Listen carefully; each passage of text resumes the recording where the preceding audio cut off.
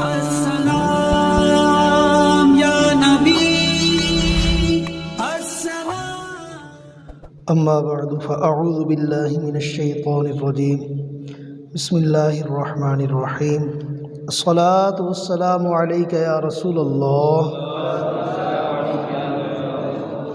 وعلی آلک واصحابک یا حبیب اللہ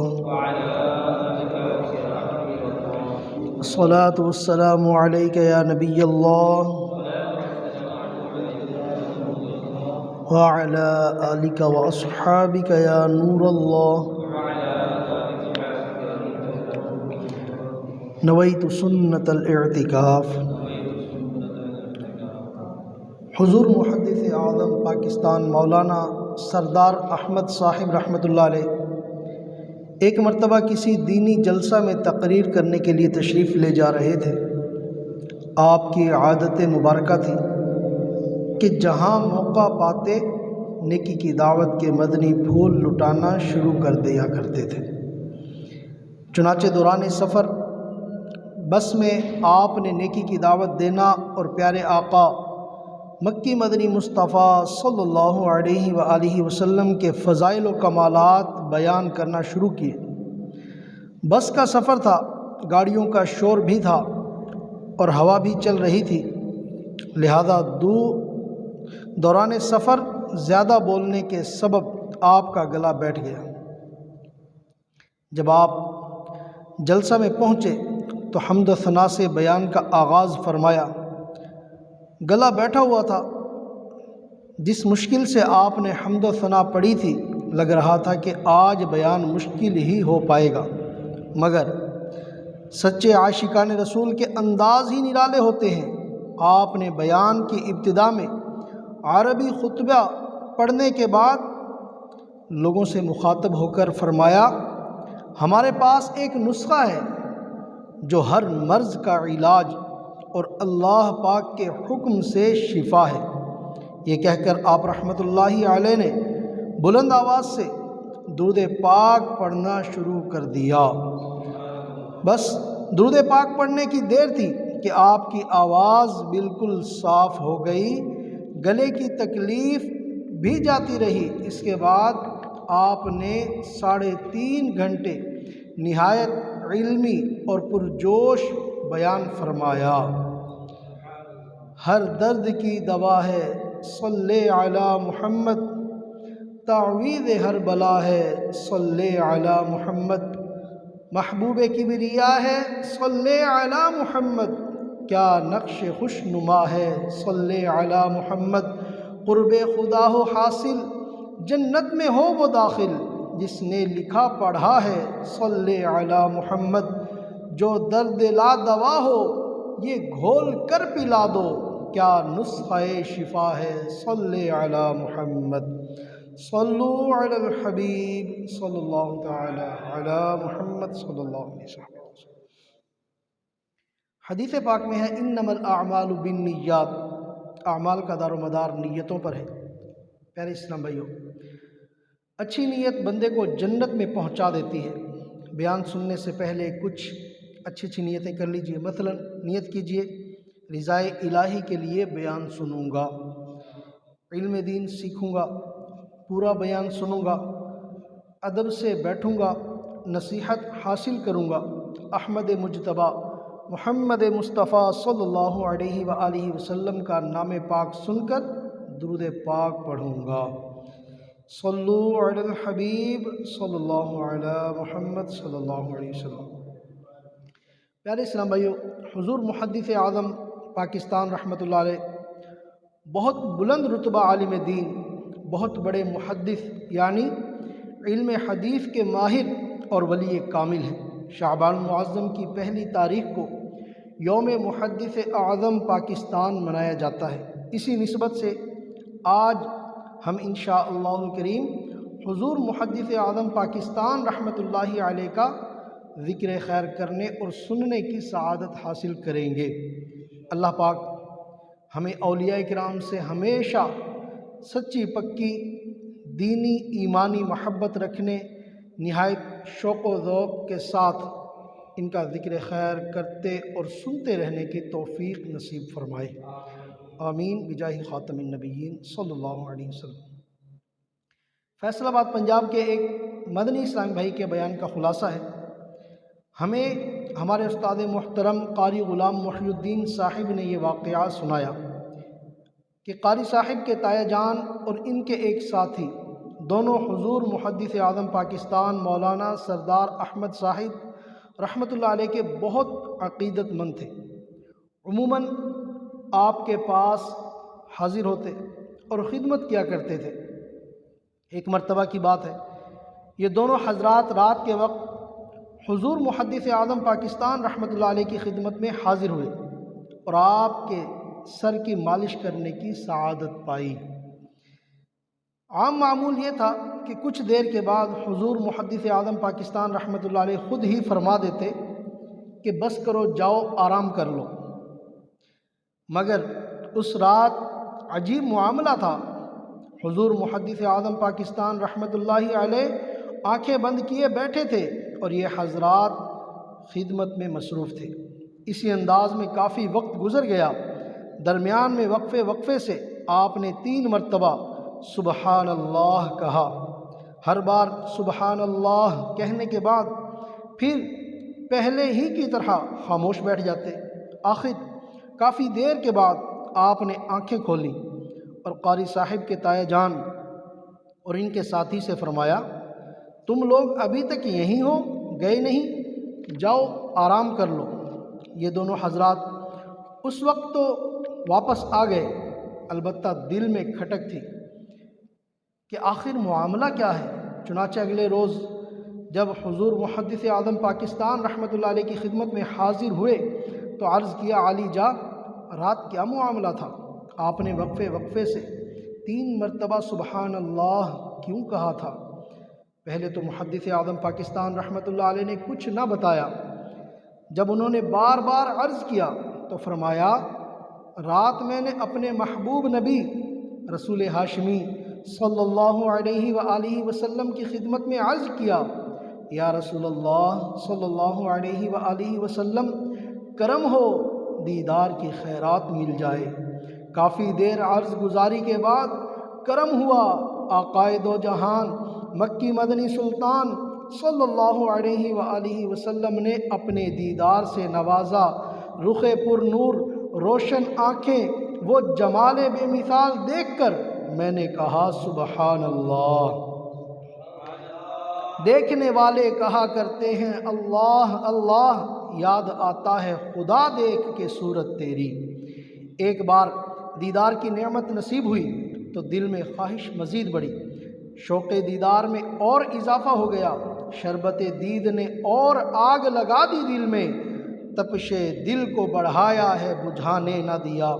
چنانچہ حضور محدث اعظم پاکستان رحمۃ اللہ علیہ فرماتے ہیں، میں نے پھر درخواست کی، کافی دیر عرض کرتا رہا، آخر آقائے دو جہان نور مجسم صلی اللہ علیہ وآلہ وسلم نے پھر کرم فرمایا، پھر دیدار عطا ہوا۔ اس بار بھی میرے منہ سے نکلا سبحان اللہ۔ اللہ اکبر، یہ وہ جلوہ نہیں جسے 1-2 بار دیکھنے سے جی بھر جائے، عمر بھر دیکھوں مگر سیری نہ ہو، بات کچھ ایسی تیری صورت میں ہے۔ حضور محدث اعظم پاکستان رحمۃ اللہ علیہ فرماتے ہیں، میں نے 3ری مرتبہ پھر درخواست پیش کی، میری بار بار عرض پر 1 مرتبہ پھر کرم ہوا۔ میرے مدنی آقا پیارے مصطفیٰ احمد مجتبی صلی اللہ علیہ وآلہ وسلم نے ایک بار پھر اپنے دیدار کا جام عطا فرما دیا۔ اس بار بھی میرے منہ سے بے اختیار نکلا سبحان اللہ۔ کسی شاعر نے، بلکہ تاجدار گولڑا فرماتے ہیں نا کہ سبحان اللہ ما اجملکا ما احسنکا ما اکملکا، کتھے مہر علی کتھے تیری ثنا، مشتاق اکھیاں کتھے جا اڑیاں۔ اللہ پاک کی شان، یا رسول اللہ صلی اللہ علیہ وآلہ وسلم، آپ کتنے حسین و جمیل اور با کمال ہیں۔ مہر علی کی کیا مجال، کہ آپ کی شان بیان کر سکے، کہاں یہ آنکھیں اور کہاں وہ رخ زیبا حضور محدث اعظم پاکستان رحمۃ اللہ علیہ پر اللہ پاک کی کروڑوں رحمتیں برسیں۔ کاش ان کے صدقے ہمیں بھی اپنے مدنی آقا صلی اللہ علیہ وآلہ وسلم، دو جہاں کے داتا صلی اللہ علیہ وآلہ وسلم کے دیدار کا جام نصیب ہو جائے۔ جلوائے یار ادھر بھی کوئی پھیرا تیرا، حسرتیں 8 پہر تکتی ہیں رستہ تیرا۔ اور کسی عاشق نے عرض کیا، دیدار کے قابل تو نہیں چشم تمنا، دیدار کے قابل تو نہیں چشم تمنا، لیکن وہ کبھی خواب میں آئیں تو عجب کیا۔ صلو علی الحبیب صلی اللہ علی محمد صلی اللہ علیہ وسلم۔ پیارے اسلام بھائی، سچے عاشق رسول ولی کامل حضور محدث اعظم پاکستان رحمۃ اللہ علیہ کا نام پاک محمد سردار احمد اور کنیت ابو الفضل ہے۔ آپ 29 جمادی الاخری 1321 ہجری کو قصبہ دیال گڑھ، ضلع گورداسپور، مشرقی پنجاب ہند میں پیدا ہوئے۔ آپ رحمۃ اللہ علیہ بیک وقت بلند پایا مدرس، بے مثال محدث یعنی علم حدیث میں بہت کمال رکھنے والے عالم، خوش بیان مبلغ، عظیم محقق اور دیانت دار مفتی تھے۔ اور سب سے بڑھ کر یہ کہ آپ رحمۃ اللہ علیہ بڑے سچے عاشق رسول، متقی، پرہیزگار اور سنتوں کے عامل تھے۔ پیارے اسلام بھائیو، حضور محدث اعظم پاکستان رحمۃ اللہ علیہ کا بچپن مبارک عام بچوں سے بالکل مختلف تھا۔ جب آپ کی ولادت مبارک ہوئی تو پورے قصبے میں مشہور ہو گیا تھا کہ اس ننھے بچے کی پیشانی میں چاند جیسی روشنی چمکتی ہے۔ آپ کے ایک ماموزاد بھائی چودھری ناظر حسین صوفی صفت تھے اور حضور غوث پاک رحمۃ اللہ علیہ سے بڑی محبت رکھتے تھے۔ صوفی ناظر حسین حضور مفتی اعظم محدث اعظم پاکستان رحمۃ اللہ علیہ کے متعلق عموماً ایسی باتیں کرتے تھے جنہیں اس وقت عجیب خیال کیا جاتا تھا۔ ایک دن انہوں نے محدث اعظم پاکستان رحمۃ اللہ علیہ کے بڑے بھائی جان حیات محمد صاحب سے فرمایا، سائیں جی تمہیں مبارک ہو، میں تمہارے بھائی سردار احمد کی پیشانی میں نیک بختی اور خوش قسمتی کا ستارہ چمکتا ہوا دیکھ رہا ہوں۔ حضرت محدث اعظم پاکستان رحمۃ اللہ علیہ بچپن ہی سے دینی باتوں میں دلچسپی رکھتے تھے۔ آپ جب چلنے پھرنے کے قابل ہوئے تو والد محترم کے ساتھ مسجد میں نماز پڑھنے چلے جاتے۔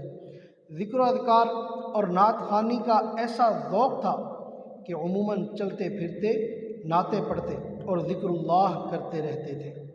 کاش لب پر میرے رہے جاری ذکر آٹھوں پہر تیرا یا رب، چشم تر اور قلب مضطر دے اپنی الفت کی میں پلا یا رب۔ صلو علی الحبیب صلی اللہ علی محمد صلی اللہ علیہ وسلم۔ حضور محدث اعظم پاکستان رحمۃ اللہ علیہ اسکول جاتے ہوئے ساتھیوں کی شرارتوں سے الگ تھلگ رہتے تھے۔ آپ کے گاؤں سے آم ٹھیلوں میں بھر کر منڈی لے جائے جاتے تھے۔ راستے میں کچھ آم گر جاتے جنہیں طلباء اٹھا کر کھا لیتے، لیکن آپ یہ گرے ہوئے آم نہیں کھاتے تھے۔ اسکول جاتے ہوئے راستے میں ایک برساتی نالا پڑتا تھا جو موسم برسات میں بھر جاتا۔ کم عمر طلباء اس نالے کو پار کرنے کے لیے اپنے کپڑے سمیٹتے تو گھٹنے ننگے ہو جاتے، لیکن حضور محدث اعظم پاکستان رحمۃ اللہ علیہ کی احتیاط اور کمال حیاداری، مرحبا، آپ نالا پار کرنے کے لیے اپنے کپڑے نہ سمیٹتے بلکہ اپنے بڑے بھائی سے عرض کرتے، مجھے کندھوں پر بٹھا کر نالا پار کروا دیں۔ یوں آپ گھٹنے کھولنے سے بچ جاتے تھے۔ سبحان اللہ۔ پیارے اسلام بھائیو، کیسا عظیم الشان اور نرالا بچپن ہے۔ حضور محدث اعظم پاکستان رحمۃ اللہ علیہ ابھی ننھی سی عمر میں ہیں، ابھی آپ پر نمازیں بھی فرض نہیں ہوئیں، شریعت کے احکام بھی آپ پر لاگو نہیں ہوئے۔ اس عمر میں بھی آپ اپنے والد صاحب کے ساتھ مسجد میں جا کر نماز ادا کرتے، ذکر اللہ اور نعت مصطفیٰ سے زبان تر رکھتے، دوسروں کی چیزوں پر ناحق قبضہ جمانے سے بچتے، اور سبحان اللہ حیادار ایسے کہ ننھی سی عمر میں بھی گھٹنے کھولنے سے بچا کرتے تھے۔ ایک یہ اللہ کے نیک بندے تھے اور ایک ہم ہیں۔ آج تو نوجوانوں بلکہ بوڑھوں کو بھی شرعی احکام کی خبر تک نہیں ہوتی۔ 40-50 سال زندگی گزار لی، ابھی تک علم دین سیکھا ہی نہیں۔ مسجد میں با جماعت نماز پڑھنا تو دور کی بات، نمازیں قضا تک کر ڈالتے ہیں۔ ذکر و درود کی جگہ زبان پر فضول باتیں، ہنسی قہقہے بلکہ عشقیہ و فسقیہ اشعار، فلمی گانوں کے بول، غیبت، چغلی، بہتان وغیرہ گناہوں بھری باتیں ہوتی ہیں۔ اور رہی بات حیاداری کی، اس کا پوچھیے ہی مت۔ سوشل میڈیا، یوٹیوب، فیس بک اور غیر مسلم معاشروں کی اندھی پیروی کے لالچ نے گویا ہمارے معاشرے سے حیا دھو ڈالی ہے۔ ہمارے ہاں بڑے بڑوں کو پردے اور بے پردگی کے احکام کی معلومات تک نہیں ہوتی۔ اپنے طور پر حیادار کہلانے والے بھی کھیل تماشوں، ورزش، تیراکی وغیرہ کے لیے یا بطور فیشن ایسا لباس پہنتے ہیں جس میں گھٹنے بلکہ رانیں تک معاذ اللہ کھلی رہتی ہیں۔ ان کی بے پردگی ہو رہی ہوتی ہے اور انہیں معلوم تک نہیں ہوتا۔ صدر الشریعہ مفتی امجد علی اعظمی رحمۃ اللہ علیہ بہار شریعت میں فرماتے ہیں، ستر عورت یعنی مرد کے لیے ناف کے نیچے سے لے کر گھٹنوں سے نیچے تک کے اعضاء کو چھپائے رکھنا ہر حال میں واجب ہے، خواہ نماز میں ہو یا نہیں، تنہا ہو یا کسی کے سامنے۔ کسی صحیح ضرورت کے علاوہ تنہائی میں بھی اتنا بدن کھولنا جائز نہیں، اور لوگوں کے سامنے یا نماز میں تو اس حصہ بدن کو چھپانا بالاجماع فرض ہے۔ صلو علی الحبیب صلی اللہ علی محمد۔ پیارے اسلام بھائیو، حضور محدث اعظم پاکستان رحمۃ اللہ علیہ نے ابتدائی تعلیم دیال گڑھ ہی میں حاصل کی۔ میٹرک کے بعد مزید تعلیم کے لیے مرکز الاولیاء لاہور تشریف لائے اور انٹرمیڈیٹ میں داخلہ لے لیا۔ اسی دوران جامع مسجد وزیر خان میں ایک جلسہ ہوا جس میں اعلیٰ حضرت امام احمد رضا خان رحمۃ اللہ علیہ کے شہزادے حجت الاسلام مولانا حامد رضا خان رحمۃ اللہ علیہ رونق افروز تھے۔ مشتاقان دید پروانوں کی طرح ارد گرد منڈلا رہے تھے۔ اسی ہجوم میں حضور محدث اعظم پاکستان رحمۃ اللہ علیہ بھی حجت الاسلام حضرت مولانا مفتی حامد رضا خان رحمۃ اللہ علیہ کے نورانی چہرے کی زیارت کی اور دست بوسی کی سعادت پائی۔ اس ایک ملاقات نے ایسا اثر کیا کہ دل کی دنیا ہی بدل گئی۔ چنانچہ جلسے کے اختتام پر حجت الاسلام رحمۃ اللہ علیہ کی قیام گاہ پر پہنچے اور عرض گزار ہوئے، مجھے اب ایف اے کرنے کا کوئی شوق نہیں، میں آپ کے ساتھ جانا چاہتا ہوں تاکہ وہ علم حاصل کر سکوں جس کے آپ نمائندہ ہیں۔ ولی کامل حضرت حجت الاسلام مولانا حامد رضا خان رحمۃ اللہ علیہ نے اس عرض گزار کی پیشانی پر سعادت کے چمکتے ہوئے آثار دیکھے تو پہچان گئے کہ یہ نوجوان اہل سنت کا عظیم رہبر ہوگا، لہذا شفقت فرماتے ہوئے درخواست قبول کی اور حضور محدث اعظم پاکستان رحمۃ اللہ علیہ کو اپنے ساتھ بریلی شریف لے گئے۔ سبحان اللہ، کیا شان ہے ولی کامل کی۔ ایک ایف اے کے طالب علم نے شہزادہ اعلیٰ حضرت کو ایک نظر دیکھا، بس اسی دیکھنے نے دل کی دنیا بدل ڈالی اور ایف اے کا طالب علم راہ علم دین کا مسافر بنا، پھر دنیا اسلام کا عظیم محدث بن گیا۔ طیبہ سے منگائی جاتی ہے، سینوں میں چھپائی جاتی ہے، طیبہ سے منگائی جاتی ہے، سینوں میں چھپائی جاتی ہے، توحید کی میں پیالے سے نہیں نظروں سے پلائی جاتی ہے۔ پیارے اسلام بھائیو، یہاں ایک بہت پیارا سیکھنے کا مدنی پھول ہے، وہ یہ کہ متاثر ہونا بھی ایک کام ہے۔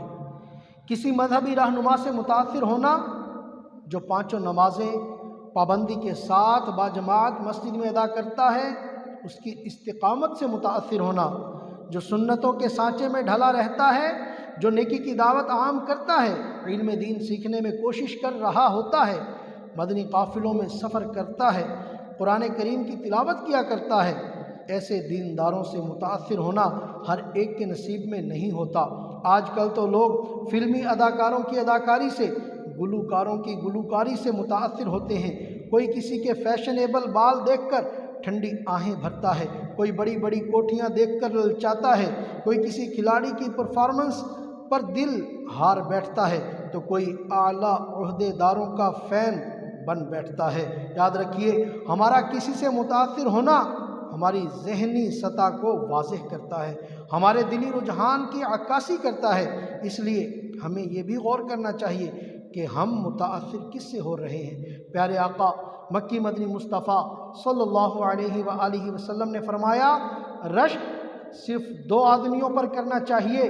نمبر ایک، اس شخص پر جسے اللہ پاک نے قرآن سکھایا اور وہ دن رات اسے پڑھتا ہے۔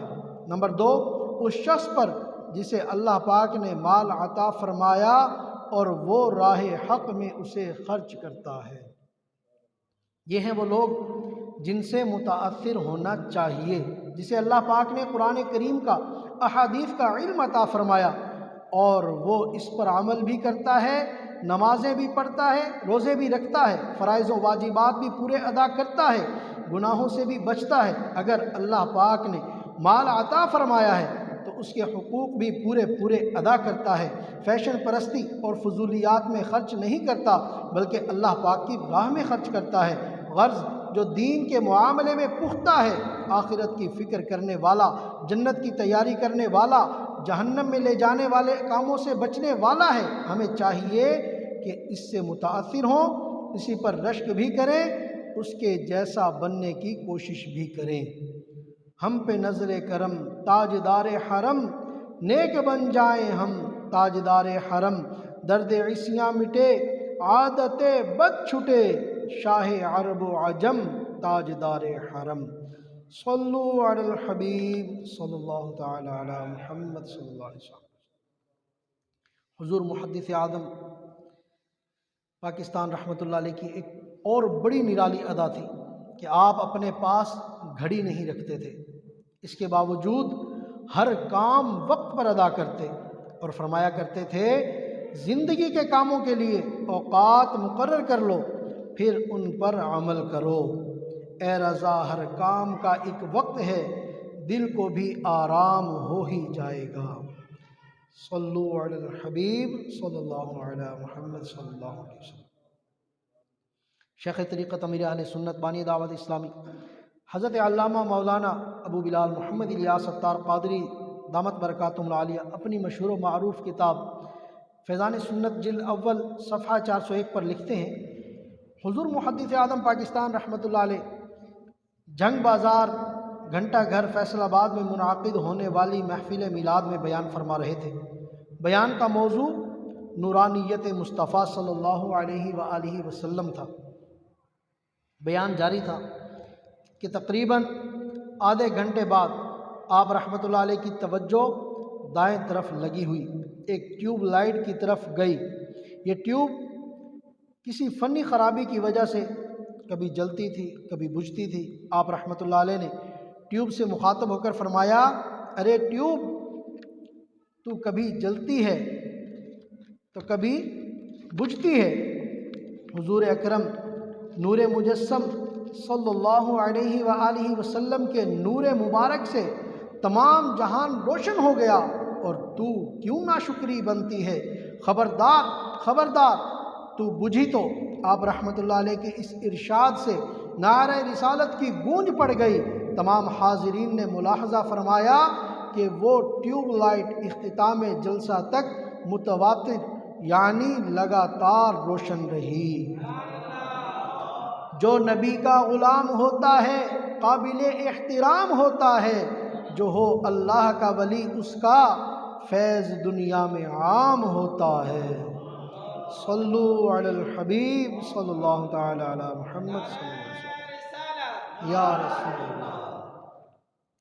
1955 کی بات ہے، محدث اعظم پاکستان مولانا سردار احمد چشتی قادری رحمۃ اللہ علیہ حدیث شریف کا سبق پڑھا رہے تھے۔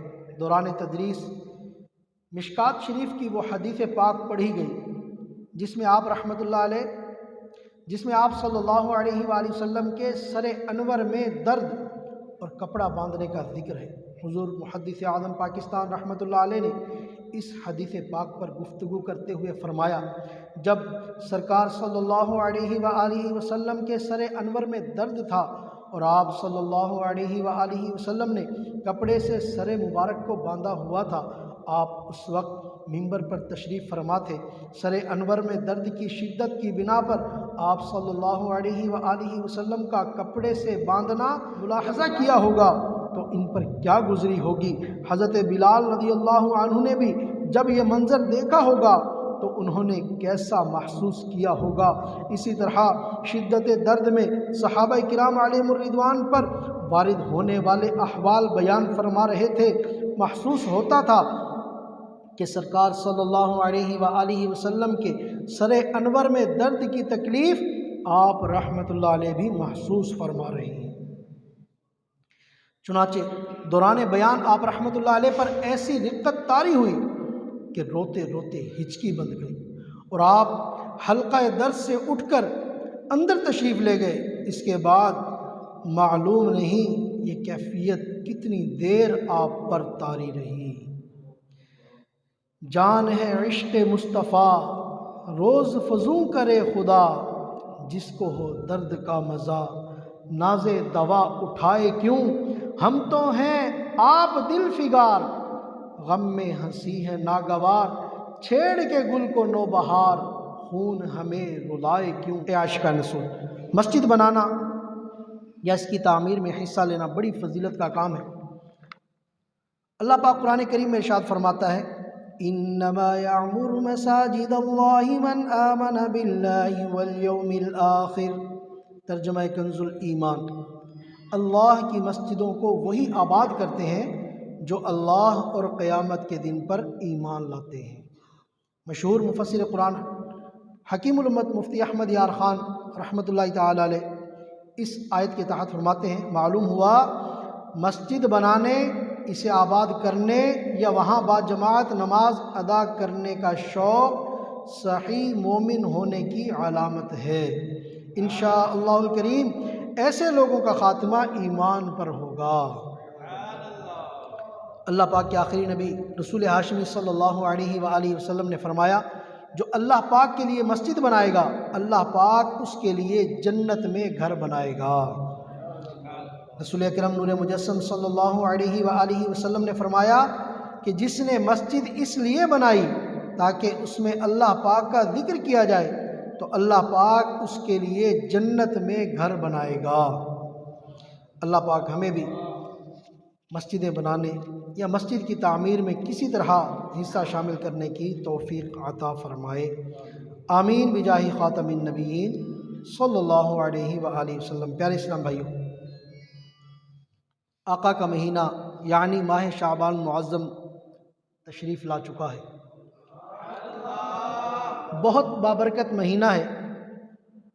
15 شعبان رحمتوں مغفرتوں بھری مبارک رات یعنی شب براءت بھی آتی ہے، لہذا کوشش کیجئے کہ یہ مبارک مہینہ نیکیاں کرتے، گناہوں سے بچتے اور بالخصوص خوف خدا سے روتے، رحمت الہی کی بھیک مانگتے، کثرت سے توبہ و استغفار کرتے ہوئے گزرے۔ شعبان معظم کی 4 اہم عبادات ہیں، آئیے سنتے ہیں۔ یوں تو درود پاک زندگی بھر کا وظیفہ ہے، ہمارے روزانہ کے معمولات میں درود پاک کی کثرت شامل رہنی چاہیے اور سارا سال ہی درود پاک پڑھنا چاہیے۔ البتہ اب شعبان معظم کا مبارک مہینہ ہے اور اس مہینے کو ماہ درود بھی کہا جاتا ہے۔ سبحان اللہ، شعبان معظم کی عظمتوں اور اس کی رفعتوں اور برکتوں کے کیا کہنے۔ اس ماہ دی شان کو محبوب رحمان سلطان دو جہان صلی اللہ علیہ وآلہ وسلم نے اپنی طرف نسبت کر کے میرا مہینہ فرمایا۔ چنانچہ حدیث پاک میں ہے، شہر رمضان شہر اللہ و شہر شعبان شہری۔ رمضان اللہ کا مہینہ ہے اور شعبان میرا مہینہ ہے۔ چونکہ یہ آقا کا مہینہ ہے اس لیے اس میں درود پاک کی بطور خاص کثرت کی جاتی ہے۔ سرکار غوث پاک شیخ عبد القادر جیلانی رحمۃ اللہ علیہ فرماتے ہیں ہوا شہر الصلاۃ علی النبی، یعنی شعبان جان جان و جان ایمان صلی اللہ علیہ وآلہ وسلم پر درود پاک پڑھنے کا مہینہ ہے۔ بعض روایات میں شعبان معظم کا نام ہی شہر القرآن رکھا گیا ہے۔ ایک روایت میں ہے شعبان معظم نے اللہ پاک کے حضور عرض کیا یا رب تو نے مجھے دو عظمت والے مہینوں رجب اور رمضان کے درمیان رکھا ہے، میرے لیے کیا ہے؟ فرمایا میں نے تجھ میں تلاوت قرآن رکھ دی ہے۔ حضرت انس بن مالک رضی اللہ عنہ صحابہ کرام علیہم الرضوان کا معمول بیان کرتے ہوئے فرماتے ہیں جیسے ہی شعبان معظم کی آمد ہوتی تو صحابہ کرام علیہم الرضوان پوری توجہ کے ساتھ تلاوت قرآن میں مصروف ہو جایا کرتے تھے۔ چونکہ ماہ شعبان شہر القرآن یعنی تلاوت قرآن کا مہینہ بھی ہے، اس لیے اس ماہ مبارک میں کثرت کے ساتھ تلاوت قرآن بھی کرنی چاہیے۔ تیسری اہم عبادت جو شعبان معظم میں خصوصیت کے ساتھ کرنی چاہیے وہ ہے نفل روزوں کی کثرت۔ ہمارے آقا و مولا محمد مصطفیٰ صلی اللہ علیہ وآلہ وسلم رمضان مبارک کے بعد سب سے زیادہ شعبان معظم میں روزے رکھنا پسند فرماتے تھے۔ ام المؤمنین حضرت عائشہ صدیقہ رضی اللہ عنہا فرماتی ہیں حضور اکرم نور مجسم صلی اللہ علیہ وآلہ وسلم کو میں نے شعبان سے زیادہ کسی مہینے میں روزہ رکھتے نہ دیکھا۔ آپ صلی اللہ علیہ وآلہ وسلم سوائے چند دن کے پورے ہی ماہ کے روزے رکھا کرتے تھے۔ ایک مرتبہ آپ صلی اللہ علیہ وآلہ وسلم کی خدمت میں سوال ہوا رمضان کے بعد کون سے روزے افضل ہیں؟ فرمایا رمضان کی تعظیم کے لیے شعبان کے روزے رکھنا۔ چوتھی اہم عبادت جو شعبان معظم میں کرنی چاہیے وہ توبہ و استغفار ہے۔ اس کی حکمت یہ ہے کہ ماہ شعبان جتنا باعظمت ہے بہت زیادہ نازک بھی ہے۔ اللہ پاک کے آخری نبی رسول ہاشمی صلی اللہ علیہ وآلہ وسلم نے فرمایا یہ وہ مہینہ ہے جس سے لوگ غافل ہیں، حالانکہ اس مہینے میں لوگوں کے اعمال رب العالمین کی بارگاہ میں پیش کیے جاتے ہیں۔ اسی مہینے میں ملک الموت علیہ السلام کو ان سب کی فہرست دے دی جاتی ہے جن کی آئندہ سال روح قبض کی جائے گی۔ یہ بھی یاد رہے کہ استغفار شعبان ہی کے ساتھ خاص نہیں بلکہ استغفار مستقل عبادت ہے۔ اللہ پاک کے پیارے حبیب دلوں کے طبیب صلی اللہ علیہ وآلہ وسلم نے فرمایا بے شک لوہے کی طرح دلوں کو بھی زنگ لگ جاتا ہے، پھر اس کی صفائی استغفار سے ہوتی ہے۔ ایک حدیث پاک میں فرمایا جس نے استغفار کو اپنے اوپر لازم کر لیا اللہ پاک اسے ہر غم سے نجات دے دے گا، اس کی ہر مشکل آسان فرما دے گا اور اسے ایسی جگہ سے رزق عطا فرمائے گا جہاں سے اس کا گمان بھی نہیں ہوگا۔ پیارے اسلام بھائیوں، اس پرفتن دور میں عاشقان رسول کی دینی تحریک دعوت اسلامی کا دینی ماحول اللہ پاک کی بڑی نعمت ہے۔ الحمدللہ دعوت اسلامی نیک نمازی بنانے والی دنیا بھر میں سنتوں کا ڈنکا بجانے والی دینی تحریک ہے۔ آپ بھی دعوت اسلامی کے دینی ماحول سے وابستہ ہو جائیے، 12 دینی کاموں میں بھی خوب بڑھ چڑھ کر حصہ کیجیے۔ انشاءاللہ الکریم دین و دنیا کی بے شمار بھلائیاں نصیب ہوں گی۔ 12 دینی کاموں میں سے ایک دینی کام نیک اعمال بھی ہے۔ یہ مختصر سا رسالہ مکتبۃ المدینہ سے طلب کیجیے اور چاہیں تو دعوت اسلامی کی ویب سائٹ www.dawatislami.net سے ڈاؤن لوڈ کر لیجیے، بلکہ مزید آسانی چاہتے ہو تو اپنے موبائل میں نیک اعمال ایپلیکیشن انسٹال کر لیجیے۔ اس میں مختلف نیک اعمال پر مبنی سوالات دیے گئے ہیں، ہر سوال کے نیچے 30 خانے ہیں۔ روزانہ اپنی مرضی کا کوئی بھی وقت مقرر کر کے اپنے اعمال کا جائزہ کر لیجیے اور اس کے مطابق زندگی گزاریے، انشاءاللہ الکریم اس کی برکت سے گناہوں سے بچنے اور نیکیاں کرنے کا ذہن بنے گا، دل کی پاکیزگی ملے گی اور کردار اجلا اجلا نکھرا نکھرا خوبصورت ہو جائے گا۔ آئیے ترغیب کے لیے ایک مدنی بہار سنتے ہیں۔ ضلع اٹک پنجاب پاکستان کے ایک اسلام بھائی کا بیان ہے، میں گناہوں سے بھرپور زندگی گزار رہا تھا۔ فلمیں دیکھنا، آوارہ گردی کرنا، نمازیں قضا کرنا وغیرہ میرے معمولات میں شامل تھا۔ ایک مرتبہ ہمارے علاقے میں عاشقان رسول کا مدنی قافلہ آیا۔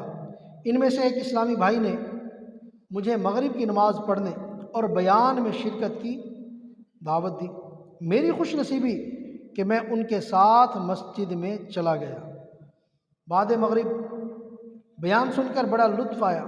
بیان کے آخر میں مبلغ نے نیک اعمال رسالے کا تعارف کروایا۔ رسالہ نیک اعمال میں درج نیکیوں بھری زندگی گزارنے کے مدنی پھول دیکھ کر مجھے بہت خوشی ہوئی۔ اس رسالے کی صورت میں شیخ طریقت امیر اہل سنت دامت برکاتہ العالیہ کی اصلاح امت کے لیے کڑن دیکھ کر میں نے ہاتھوں ہاتھ بیعت کے لیے نام دے دیا اور عطاری بن گیا۔ وقت کے ولی کامل سے نسبت کیا ہوئی؟ دل گناہوں سے بیزار اور نیکیوں کی طرف مائل ہو گیا۔ میں نے گناہوں سے توبہ کی اور دعوت اسلامی کے دینی ماحول کو دل و جان سے اپنا لیا۔ اس کی برکت سے میرے اخلاق سنورنے لگے۔ میری اس تبدیلی کا میرے گھر والوں پر بہت اچھا اثر ہوا۔ الحمدللہ آہستہ آہستہ پورا گھرانہ ہی قادری رضوی عطاری ہو گیا۔ گھر میں نمازوں کی پابندی شروع ہو گئی، فلمیں ڈرامے گانے باجے بند ہو گئے اور گناہوں بھرے چینلز کی جگہ مدنی چینل چلنے لگ گیا۔ خوب مدنی قافلوں کی دھوم ہو، نیک ہو امت اے نانائے حسین، مدنی انعامات کی ہو ریل پیل، نیک ہو امت اے نانائے حسین۔ صلو علی الحبیب صلی اللہ علیہ محمد صلی اللہ علیہ وسلم۔